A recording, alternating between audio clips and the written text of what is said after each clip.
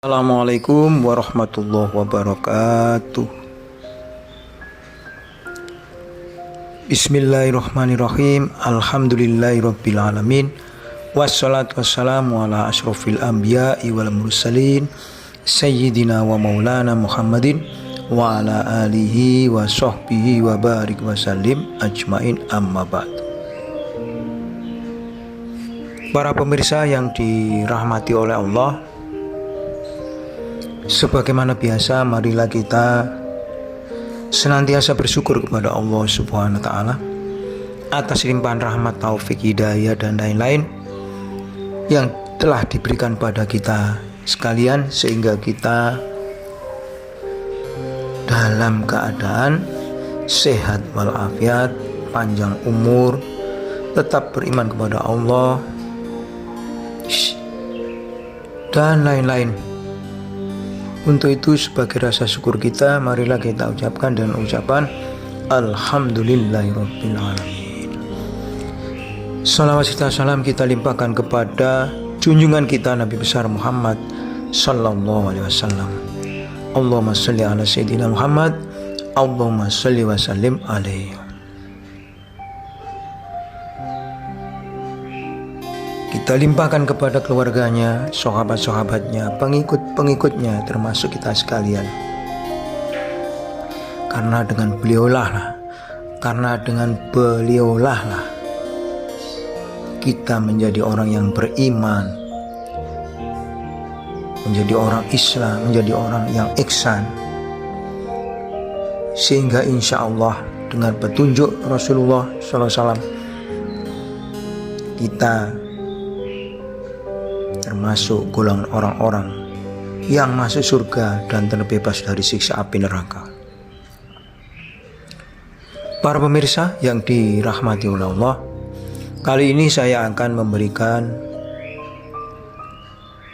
video tentang kisahnya zina putra Khalifah Umar bin Khattab.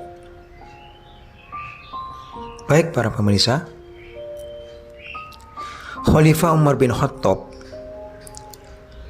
mempunyai anak, yaitu putra yang kedua yang bernama maksud saya yaitu Ubaidullah, atau disebut dengan Abi Syamhah. Suatu hari dia, Ubaidillah atau Ubaidullah ini, melintasi rumah orang Yahudi dalam keadaan yaitu miras, minuman keras atau minum anggur khamr, sehingga mabuk. Dalam keadaan atau kondisi mabuk inilah dia melihat seorang wanita tidur, karena tidak sadar lalu menzinainya sampai perempuan ini hamil.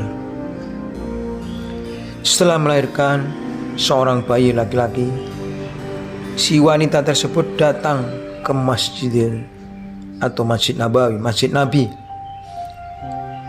lalu meletakkan di pangkuan Khalifah Umar bin Khattab seraya berkata, "Wahai penguasa kebenaran, ambillah anak ini, karena engkau mempunyai hak yang lebih besar atasnya daripada diriku sendiri."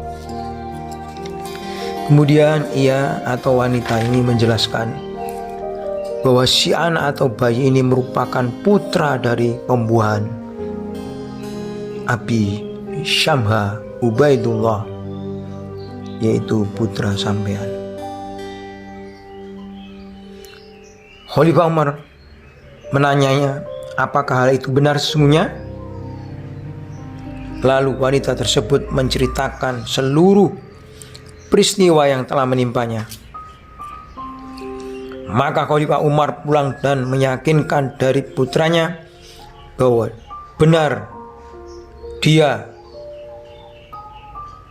si anaknya itu, telah melakukan kejahatan, meskipun dirinya sendiri merasa sangat malu karenanya. Kemudian Khalifah marah dengan menarik leher bajunya, menyeret ke Masjid Nabawi. Abu Syahbah menanyainya, akan dibawa kemana diriku ini, ayah? Khalifah menjawab,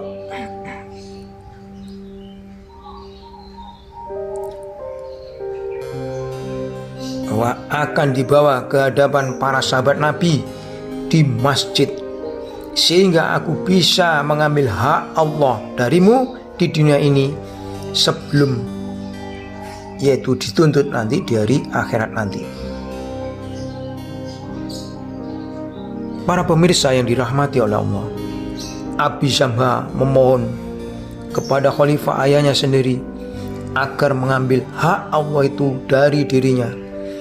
Seketika itu juga, sehingga mungkin dia tidak menimbulkan aib di hadapan para sahabat Nabi itu, Khalifah Umar menjawab, wahai anakku, engkau justru mempermalukan dirimu sendiri, dan dari ayahmu kita tetap harus pergi ke hadapan mereka.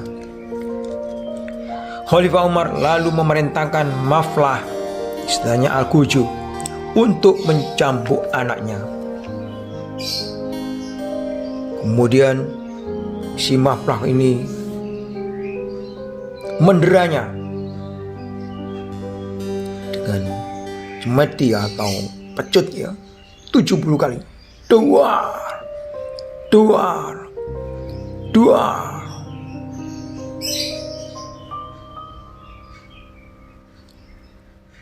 Di situ pada waktu pecut, ayah,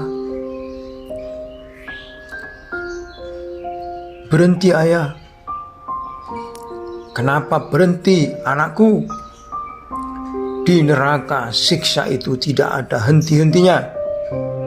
Diteruskan, doa. Ayah, minta air minum ayah. Di neraka anakku tidak ada minuman kecuali yaitu timah yang panas sekali. Kemudian setelah didera 70 kali, Abi Syamha memohon dengan lirihnya kepada para sahabat Nabi itu agar menunda hukuman yang dijalankannya. Lalu para sahabat memohon kepada Khalifah Umar agar menghentikannya. Khalifah Umar menjawab, wahai para sahabat Nabi, bukanlah kalian telah membaca dalam Al-Quran surat An-Nur ayat 2, janganlah rasa belas kasihan kepada mereka untuk mencegah kamu untuk menjalankan agama Allah. Quran surat An-Nur ayat 2 yang berbunyi, A'udzubillahi minasyaitonirrajim. Bismillahirrahmanirrahim. Az-zaniyatu waz-zani fajlidu kulla wahidin minhuma mi'ata jaldah wala ta'khudkum bihima ra'fatum fi dinillahi in kuntum tu'minuna billahi wal yaumil akhir wal yashhad adabahuma ta'ifatum minal mu'minin. Shadaqallahul azim.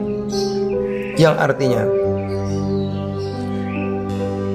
berzina perempuan dan berzina laki deralah masing-masing dari keduanya 100 kali. Dan janganlah rasa belas kasihan kepada keduanya untuk mencegah kamu untuk menjalankan agama Allah atau hukum Allah, jika kamu beriman kepada Allah dan hari akhir, dan hendaklah pelaksanakan hukuman mereka disaksikan oleh sebagian orang-orang yang beriman. Quran surat An-Nur ayat 2. Maksudnya kekasih Allah Rabbul Alamin. Kemudian dia Abu Syamha dicambuk sampai 100 kali, sehingga akibatnya Abu Syamha meninggal dunia. Inna lillahi wa inna ilaihi rajiun. Lalu Khalifah Umar membawanya ke rumahnya, memandikannya dan menguburkannya. Ma'asyiral muslimin kekasih Allah Rabbul Alamin. Setelah menguburkannya, ma'asyirin, Khalifah Umar ini bermimpi. Ketika tidur bermimpi anaknya berada di surga dengan memakai baju hijau. Mengapa demikian Ma'asmin kok bisa masuk surga? Karena sebelum ia melaksanakan hukuman itu diperintahkan untuk bertobat terlebih dahulu, sehingga Allah mengampuni yaitu dosanya. Karena innallaha yuhibbut tawwabina wa yuhibbul mutatahhirin. Sesungguhnya Allah cinta kepada orang-orang yang ahli tobat dan kesucian. Patut dicatat bahwa sebagian besar hukuman yang dilakukan oleh Nabi dan Khulafaur Rasyidin didasarkan pada pengakuan, bukan pembuktian. Sekali lagi, patut dicatat bahwa sebagian besar hukuman yang dilakukan oleh Nabi dan Khulafaur Rasyidin didasarkan pada pengakuan, bukan pembuktian.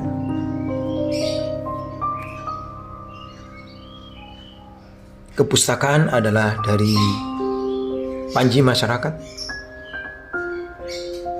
yang berjudul Inilah Syariat Islam oleh Abdurrahman tahun 1991. Demikian, mudah-mudahan bermanfaat masalah hafidini wa dunya wal akhirah. Kurang lebihnya mohon maaf yang sebesar-besarnya. Wallahu muwaffiq ila aqwamit thoriq. Wassalamualaikum warahmatullahi wabarakatuh.